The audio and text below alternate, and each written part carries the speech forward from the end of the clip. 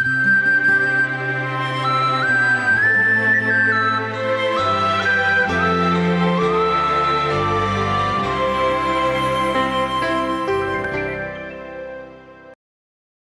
अध्ययन अर्थात लूकाक रचल सुसमाचार की अध्याय आशीष सँ भरल अछि। एहि कारणे एहि अध्यायक नाम आशीषक अध्याय कहल जाइत अछि। दोसर बात, लूकाक रचल सुसमाचार की आखिरी अध्याय सेहो थिक। अर्थात हमरा लोकनि आजुक दिन लूकाक रचल सुसमाचार के आखिरी अध्यायक अध्ययन कऽ रहल छी। दोसर दिन जँ प्रभुक इच्छा होइत तऽ हमरा लोकनि दोसर पोथीक अध्ययन आरंभ करब। हमरा लोकनि देखैत छी कि पुनरुत्थानक विषय में जे भविष्यवाणी मूसाक पोथी में वा यशायाक पोथी में कयल गेल रहेक एहिठाम पूर्ण होइत अछि। अर्थात प्रभु यीशु मसीह मृतक में सँ जी उठैत छथि, जाहिसँ हुनक शिष्य सभक लेल एकटा शांति के बाट देखाई पड़ैत छनि आ संपूर्ण मनुख जाति के लेल एकटा महान आशा के बाट आयोजित सेहो भऽ जाइत अछि। डॉक्टर लूक प्रभु यीशु मसीह पुनरुत्थानक विषय में एहि अध्याय में बखान कयने छथि। तहन अब देखियौ आगूक बात। मत्ती आ मरकुस आ यूहन्ना सेहो एहि बातक बखान कयने छथि कि प्रभु यीशु मसीह मृतक में सँ जी उठलखिन। ओ एक स्त्री के विषय में बता रहल छथि।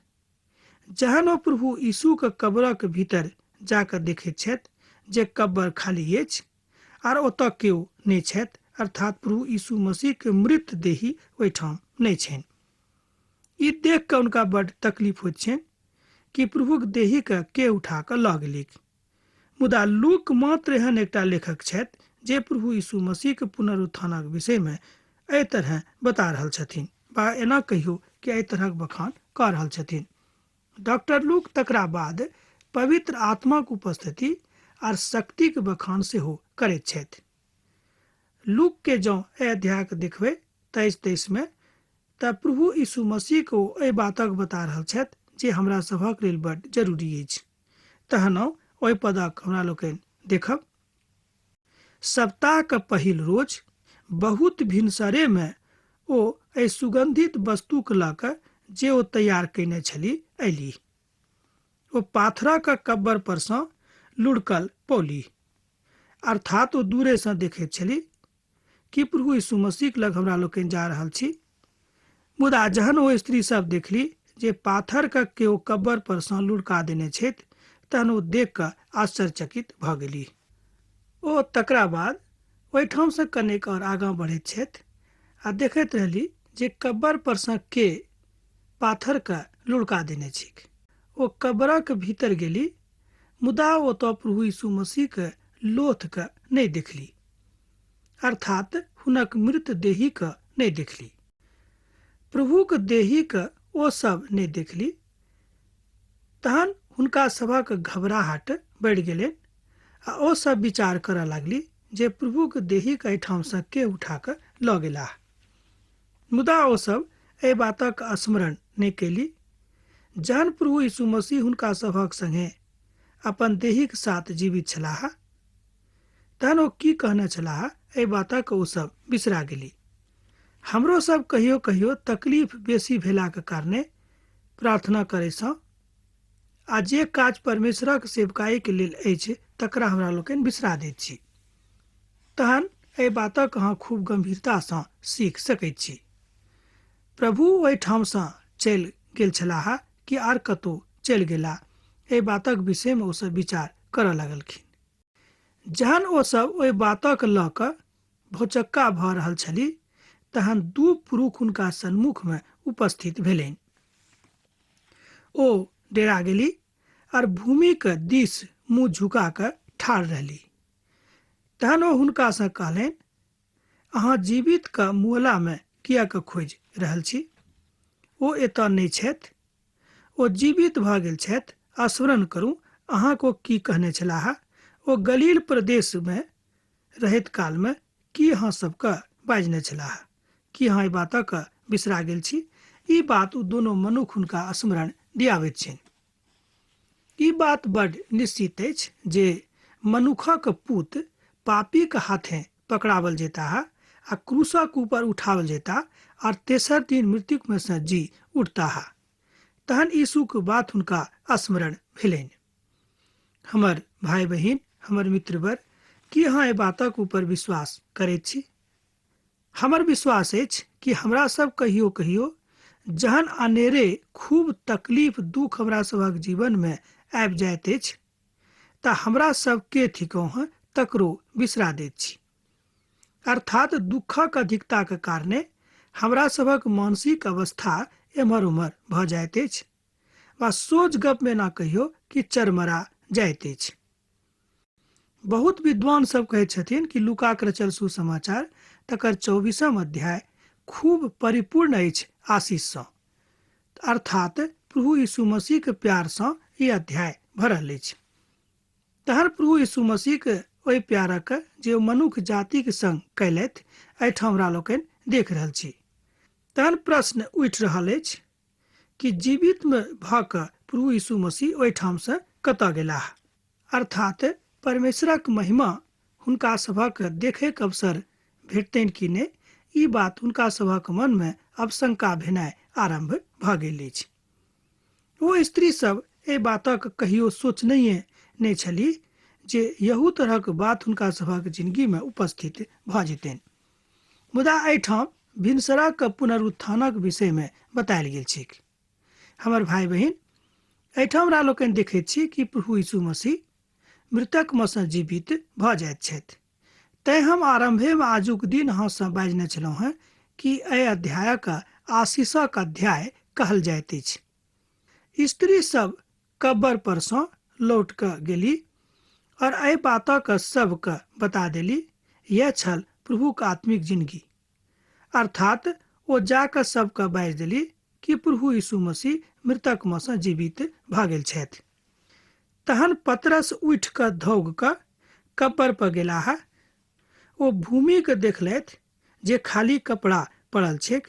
जे भेल रहैक तकरा ऊपर ओ अचंभित भऽ गेल और अपन ओहिठाम से दौड़ कऽ घर घुरि कऽ आबि गेलाह। ई बात बतायल गेल छै कि प्रभु यीशु मसीह के जीवित भेलाक बाद हुनक शिष्य सब स्वयं आश्चर्य में किएक पड़ि रहल छथि, किएक तऽ पतरस हुनका खूब नीक सँ जानैत रहथिन। तहन किएक एहि बातक ऊपर हुनका सभक विश्वास नहि भऽ रहल छनि कि प्रभु यीशु मसीह मृतक में सँ जी उठल छथि? हमर भाई बहिन, हमर मित्रवर, हमरो सब कहियो कहियो एहि तरहक बातक मन में आनि कऽ शंका करैत रहैत छी कि ई काज होइत कि नहि होइत। हमर भाई बहिन, जहन अहाँ अपन जिंदगी के प्रभु यीशु मसीह के हाथ में सौंप देने छियनि तऽ अहाँक जिंदगी के अधिकारी वएह छथि। तहन अहाँके की जरूरत अछि तकरा विषय में प्रभु खूब नीक सँ जानैत छथि। हमर भाई बहिन, एहिठाम पतरसक प्रभु ओहि बातक स्मरण करेबाक विचार राखैत छथि जे ओ बहुत पहिनहिए हुनका बता चुकल रहथिन। यूहन्ना एहि बात सँ बड्ड आशान्वित भऽ गेल छलाह जे प्रभु यीशु मसीह मृतक में सँ जी उठल छथि। एहिठाम हमरा सब देखैत छी कि ओ सब एहिठाम सँ इम्माउसक बाट में छथि। ओहि बाटक ऊपर भेनाइ एक स्वयं एकटा पुनीत आ पावन काज अछि। प्रभु यीशु मसीह अपन काल में, वा एना कहियो कि अपन भावक एहिठाम बता रहल छथि कि मनुष्य जातिक प्रति हुनक कोन तरहक भाव छनि। जँ अहाँ सब किएक हुनका मुअला में खोजि रहल छी? ओ तऽ जीवित भऽ गेल छथि। ई सुनि कऽ हुनक शिष्य सब सेहो घबराबैत छथि। मुदा एहिमे सब केओ घबराबैत छथि से तऽ नहि, मुदा हुनक बहुत शिष्य सब ई बातक सुनि कऽ घबराबैत छथि। ओहि दिन यीशु के 2 शिष्य एहिठाम इम्माउसक नामक एक गाम पर जा रहल छलाह। ई गाम यरूशलेम नगरी के लगभग 7 मील दूरी पर अछि। एहि बातक पवित्र पोथी बाइबिल में बतायल गेल छैक। लूका अपन सुसमाचार में अब अहाँ एहिठाम देख सकैत छी कि प्रभु यीशु मसीह के दुनू शिष्य ओहिठाम से जा रहल छथि गामक दिस, मुदा हुनका सभक मन बड्ड व्याकुल रहनि। हमर भाई बहिन, प्रभुक वचन अछि कि हमरा सब जहन हुनका मानैत छी तऽ हमरा सभक मन जँ व्याकुल नहि हुए तऽ बड्ड नीक अछि। ओहि घटना के विषय में आपस में बातचीत करैत जाइत छलाह। जहन ओ आपस में बातचीत करैत रहैत और विचार विमर्श करैत रहैत तहन यीशु स्वयं हुनका लग में आबि गेलखिन और हुनका संगे चलऽ लगलखिन। मुदा हुनका सभक आँखि एहि तरह बंद कयल देवल गेलैक जे ओ सब यीशु के नहीं चिन्हनि। प्रभु अपन दोनों शिष्यक संग इमाउसक बाट में भ गेलाह, मुदा एहिके बादो ओ प्रभु के नहीं चिन्हनि। मुदा ओ सब घुरि कऽ प्रभु के दिस नहीं देखलखिन। आब प्रभु हमर मृतक में से जी उठल छथि एहि बातक हुनका ऊपर विश्वासे के नहीं भेलनि। अर्थात ओ सब इमाउसक बाट में प्रभु यीशु मसीह के विषय में कथा करैत जाइत रहत जे देखियो ई घटना कोना के यरूशलेम में घटि गेलिक। तहन अर्थात प्रभु चाहैत छथि जे अहाँ अपन जिंदगी के यात्रा प्रभु यीशु के संग आरंभ करू। एकर मतलब यह भेल। आ प्रभु स्वयं हुनका सभक तंद्रा तोड़बाक इच्छा से एहि तरह पूछैत छथि। प्रभु यीशु हुनका से पूछलनि, अहाँ कोन घटना के विषय में चलैत चलैत आपस में विचार कर रहल छी? प्रभु यीशु स्वयं एहि बातक हुनका सभक बीच में राखैत छथि जाहिसँ हुनका सभक तंद्रा टूटैक, जाहिसँ हुनका चिन्हनि। मुदा हुनका सभक तंद्रा नहीं टूटलैक। जहन ओ एहि बातक सुनलथि तहन ओ उदास भऽ कऽ ठाढ़ भऽ गेलाह। ओहिमे सँ एक मनुखक नाम किलपुआस छलनि। ओ कहलनि कि अहाँ यरूशलेम में मात्र एहन एकटा मनुख छी जे एहि घटना के विषय में नहीं जानैत छी। यीशु पूछलनि, एहन की भऽ गेल अछि यौ जकरा विषय में हम नहीं जानैत छी? यीशु नासरी के विषय में की अहाँ नहीं जानैत छी? ओ परमेश्वर आ लोकक दृष्टि में खूब नीक मनुख छलाह आ सामर्थी सेहो छलाह। अब एहिठाम देखियो हुनक शिष्य सब स्वयं प्रभु यीशु मसीह के यह प्रश्न करैत छथि कि अहाँ नहीं जानैत छी यीशु नासरी के? तहन एकटा बात देखियो एहिठाम कतेक आश्चर्य होय वाला अछि कि ओ सब प्रभु यीशु मसीह के मृत्यु भेलाक बाद में एतेक दुखित रहत कि हुनक चेतन मन अखन धरि नहीं खुलल रहनि। पवित्र पोथी के विद्वान सब कहैत छथि कि हुनका सभक जे चेतन मन छलनि से अखनो धरि सुतल छलाह, तैं वो प्रभु यीशु मसीह के नहीं चिन्हलखिन। तकरा बाद प्रभु में अपन बातक अहाँ बुझि सकलहुँ हँ आ प्रभु के दयालुता के अपना जिंदगी में सेहो प्रकट कऽ सकलहुँ हँ। प्रभु यीशु हुनका कहलनि, हे निर्बुद्धि सब, अहाँ भविष्यवक्ताक बातक ऊपर किएक नहीं विश्वास करैत छी? देखियो प्रभु यीशु मसीह एतेक देर हुनका सभक कहैत छथिन। लूकाक रचल सुसमाचार 24 अध्याय के 25 पद में एहि बातक बतायल गेल छै। प्रभु के महिमा में एहि बातक आत्मिक आँखि सँ अहाँ देखा सकलहुँ हैं। प्रभु में अपन बातक ऊपर अहाँ विजयी बनि सकलहुँ हैं। हमर मित्रवर, ई बात बड मुख अछि जे अहाँ कतऽ रहै छी, अहाँक विश्वास कोन तरहक अछि। तहन हमरा लोकनि आर आगाँ बढ़ी। ओ तुरंत उठि कऽ यरूशलेमक दिस घुरि गेलाह आ ओतऽ अपन 11 शिष्यक एकठाम पौलथि। ओ बाजि रहल छलाह, प्रभु सचमुच में जी उठल छथि और समौनक दिखाई सेहो देने अछि। एहि पदक आर हमरा एक बेर पढ़ब। ओ सब बाजि रहल छलाह, प्रभु सचमुच में जी उठल छथि और समौन के ओ दिखाई सेहो देने छथि। अब एहि अध्याय के आखिरी पड़ावक दिस हमरा सब बढ़ि रहल छी। प्रभु अपन शिष्य लोकक दिखाई दैत छथि। प्रभुक वचनक दिस जँ अहाँ मनन करबाक हेतु आगाँ बढ़ि रहल छी तऽ अहाँ देखबैक कि मनक अहाँ सब जँ टटोल कऽ देख रहल छी तऽ परमेश्वरक महिमा अहाँक जिंदगी में भऽ जायत। तहन प्रभु के महिमा के की अहाँ अपना जिंदगी में देख सकलहुँ हैं? कि अहाँ प्रभु के बातक विषय में बता सकलहुँ हैं या प्रभु के महिमा अहाँक जिंदगी में भऽ रहल अछि? प्रभु यीशु के महिमा अहाँ अपन जिंदगी में अनुभव कऽ सकलहुँ हैं? ई सबटा बात तहने होइत जहन अहाँ प्रभुक संगे चलि रहल छी। तहन प्रभु यीशु मसीह अपन शिष्य सभक दर्शन दैत छथि। ओ सब एहि बातक चर्चा करि रहल छलाह यीशु स्वयं हुनका मध्य में आबि कऽ ठाढ़ भऽ गेलनि और हुनका सभक कहलनि, अहाँके शांति भेटिक। अहाँ एहि पदक आर हमरा लोकनि एक बेर देखी। ओ सब एहि सब बातक चर्चा कऽ रहल छलाह। तैं स्वयं प्रभु यीशु हुनका सभक मध्य में आबि कऽ ठाढ़ भऽ गेलनि और हुनका सभक कहलनि, अहाँके शांति भेटिक। प्रभु अपन दर्शन में अपन शिष्य सभक शांति दऽ रहल छथि आ प्रभु में अहाँ सबके शांति भेटिक एहि बातक हम अहाँके बाजि रहल छी। किएक तऽ प्रभु चाहै छथि कि संपूर्ण मनुष्य जाति के शांति भेटिक। मुदा ओ सब डरि कऽ घबरा गेलखिन आ हुनका सभक भेलनि जे ओ भूतक देख रहल छथि।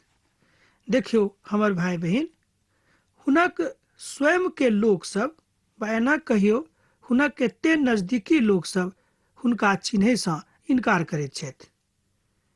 अर्थात एहिठाम दोसर मानसिकता जँ अहाँ आनि कऽ देखी तऽ ओ थिक ओ सब प्रभु यीशु मसीह के मृत्युसँ ततेक घबरायल छलाह जे ओ स्वयं प्रभु यीशु मसीह के नहि चिन्हैत छथि। किएक तऽ हुनका सभक जे चेतन मन छलनि तकरा शैतान एकदम जकड़ि कऽ राखने छलनि। प्रभु यीशु कहलनि, अहाँ सब किएक घबरा रहलहुँ हैं आ किएक अहाँ सब संदेह कऽ रहल छी। प्रभु यीशु मसीह अपन मुख से स्वयं एहि बातक एहिठाम बाजि रहल छथि।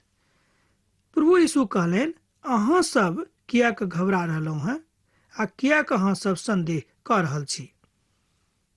हमर हाथ आ पैरक देखियौक जे हम वएह थिकौं। हमरा सामर्थ का देखियौक, भूत आ प्रेतक हाड़ आ मांस नहि होइत अछि जेना अहाँ हमरा में देख रहलहुँ हैं।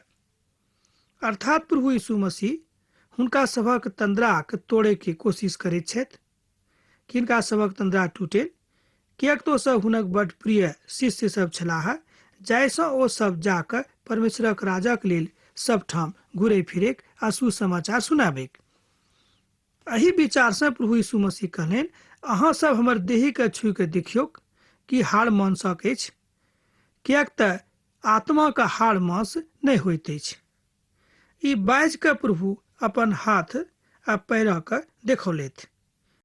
हमर मित्रवर, हमर भाई बहिन, तकरा बाद हुनकासँ किछु खायके वस्तुके मांग कयलथि और ओ अपन बातक कहैत छथि जे हम अहाँसँ बाजि रहल छी। मूसा और भविष्यवक्ताक सबटा बातक पूरा होइत अहाँ देखब जे अहाँ अपन नजरी में ठहरल रहब और अहाँके काज एहिठामसँ भऽ जायत। एहिठाम प्रभु यीशु मसीह कहैत छथि कि अहाँ सब अपन नगरीये में ठहरल रहब, एहिठामसँ नहि भागब। प्रभु यीशु मसीह हमरा सभक एहि बातक आज्ञा दऽ रहल छथि कि हमरा सब हुनका छोड़ि कऽ आर कतौ दोसर ठाम जँ जाके शांति खोजब, आराम खोजब तऽ हमरा सभक नहि भेटत। ई बात बड़ नीक अछि। तहन सेवकाई के काल में प्रभु के महिमा एहिठाम प्रकट होइत हमरा लोकनि देखैत छी। ई बात एहिठाम प्रगटीकरण भऽ रहल अछि। हमर भाई बहिन, तहन हमरा लोकनि आर आगाँ बढ़ी आ देखियौ प्रभु यीशु मसीह हुनका सभक आर की सिखाबैत छथि।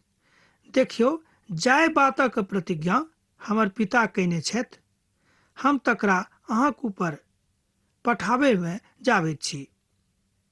अहाँ स्वर्गसँ सामर्थ्य नहि पायब ताबे धरि एहिठामसँ नगरी में ठहरल रहब।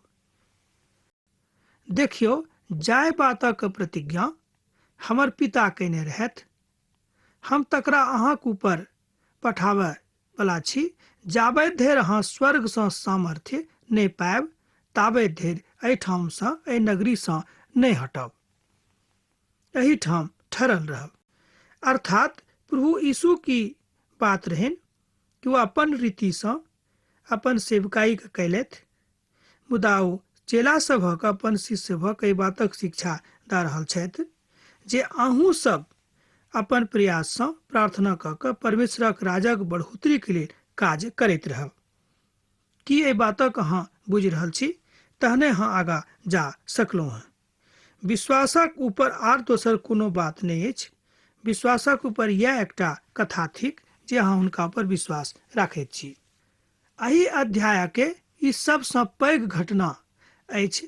प्रभु यीशु आब अपन देहिक सेवकाई समाप्त कऽ कऽ स्वर्ग जा रहल छथि, जाहिसँ मनुष्य जाति ओहिठाम जा सकैछ। तहन अहाँ आखिरी पदक दिस पढ़ि रहल छी, बा एना कहियो एहि अध्याय के आखिरी घटनाक दिस हमरा लोकनि बढ़ि रहल छी।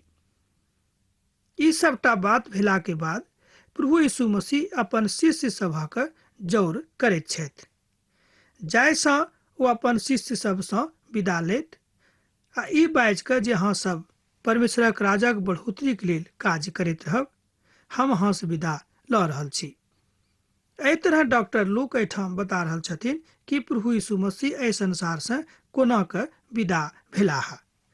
बहुत शिष्य सब ओहिठाम जौर भेलथि आ सब केओ अपन आँखिसँ प्रभु यीशु मसीहके ऊपर जाइत देखलथि। तहन हमरो लोकनि एहि बातक ऊपर विश्वास करी कि जे बात प्रभु बाजने छथि कि हम दोसर बेर एहि संसारमे आबि रहल छी, ओ बात बड्ड नीक अछि। यीशु हुनका सभक बतौने रहथि, ओ बात एहिठाम पूरा होइत अछि। यीशु हुनका सभक बेतनिया गाम धरि बाहर लऽ गेलाह, ओतऽ हुनका सभक हाथ उठा कऽ आशीष देलनि। यीशु हुनका सभक आशीष देला काल में हुनका सबसँ अलग भऽ गेलाह आर स्वर्ग में उठावल गेलाह। यीशु शिष्यक प्रणाम कऽ कऽ बड़ आनंदक साथ यरूशलेमक दिस घुरि अयलाह। ओ नियमित रूपसँ मंदिर में उपस्थित भऽ कऽ परमेश्वरक स्तुति आराधना करैत रहथि। एहिठाम हमरा लोकनि आखिरी पदक देख रहल छी। ओ सब नियमित रूपसँ मंदिर में उपस्थित भऽ कऽ परमेश्वरक स्तुति आराधना करैत रहथि। हमर भाई बहिन, हमरो सभक ई काज अछि, जेना लूका अपन सुसमाचार में एहि बातक बता रहल छथि कि सुसमाचारक गवाही अर्थात प्रभु यीशु मसीह के जिंदगी के विषय में हमरो लोकनि अपन पड़ोसी के, अपन भाई बंधु के, अपन गांव समाज के सुनाबी, जाहिसँ उनको हृदय में परमेश्वरक शांति आबैक। तहन हमरा आजुक अध्ययन एही ठाम समाप्त करबाक आज्ञा दिअ, किएक तऽ अहाँसँ विदा होयके बेरा भऽ रहल अछि। हाँ, पाती लिखनाइ नहि बिसरायब।